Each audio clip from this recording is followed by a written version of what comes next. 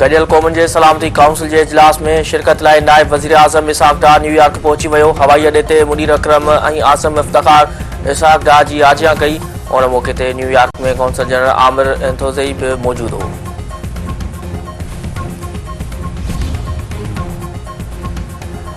सिंध जे मज़ामती शाइर doctor आकाश अंसारी जे क़त्ल case में वॾी अॻभराई। संदसि हंज वरितल पुट लतीफ़ आकाश तरफ़ां क़त्ल जो एतराफ़।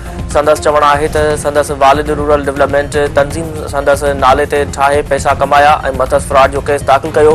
रक़म घुरण ते वालिद जे नज़रअंदाज करण ते हुन खेसि क़त्ल कयो।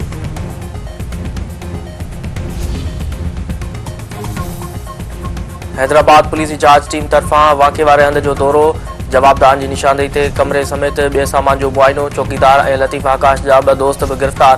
SSP फारूक लंजार जो चवणु आहे त डॉक्टर आकाश अंसारी जे क़त्ल में गिरफ़्तार थियलनि मां कंहिं बि एतराफ़ नाहे कयो। मुख़्तलिफ़ रुखनि खां जांच करे रहिया आहिनि। खेनि मेडिकल रिपोर्ट जो इंतज़ारु आहे। लतीफ़ आकाश ड्राइवर खां जांच कई पई वञे। ड्राइवर केस बाबति कुझु अहम ॻाल्हियूं कयूं आहिनि। केस में अॻभराई थी त मीडिया खे आगाह कयो वेंदो। हाई प्रोफाइल केस हुअण सबबि कंहिं बि क़िस्म जूं अॻकथियूं न करणु घुरिजनि।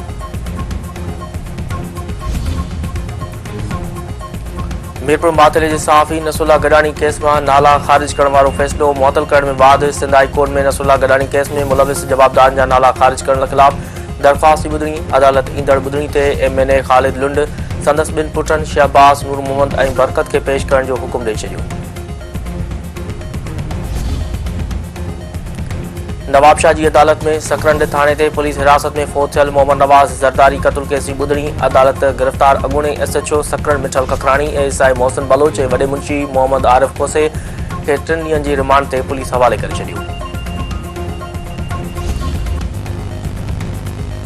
ख़ैरपुर मां यूनियन काउंसिल गजो जे चेयरमैन जो भाउ जो लाश हथ। 20 वरनि जे मोइन जो लाश अंबनि जी बाग मां मिलियो। इस्पताल मुंतक़िल।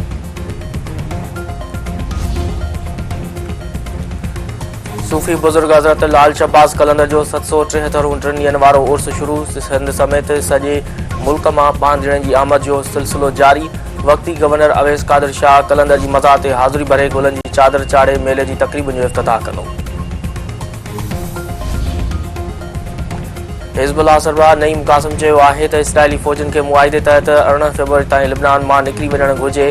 इसराइल वटि लिबनान में रहण जो को बि बहानो नाहे। उहो ई मुआहिदो थियो हो। हर को ॼाणे थो त कब्ज़ो कंदड़नि खे कीअं मोह ॾियणु घुरिजे।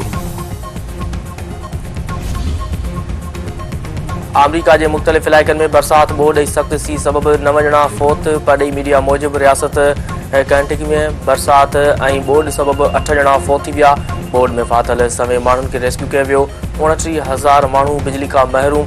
वर्जीनिया, मैरीलैंड ऐं पेंसिल्वेनिया में बि बरतर्फ़ी तूफ़ान जे इम्कानी सबबि अलर्ट जारी।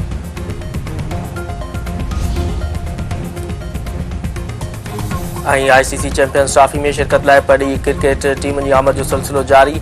ऑस्ट्रेलिया जी क्रिकेट टीम लाहौर पहुची वई। इंग्लैंड जी टीम बि चैंपियंस ट्रॉफी खेॾण लाइ अॼु पाकिस्तान पहुचंदी।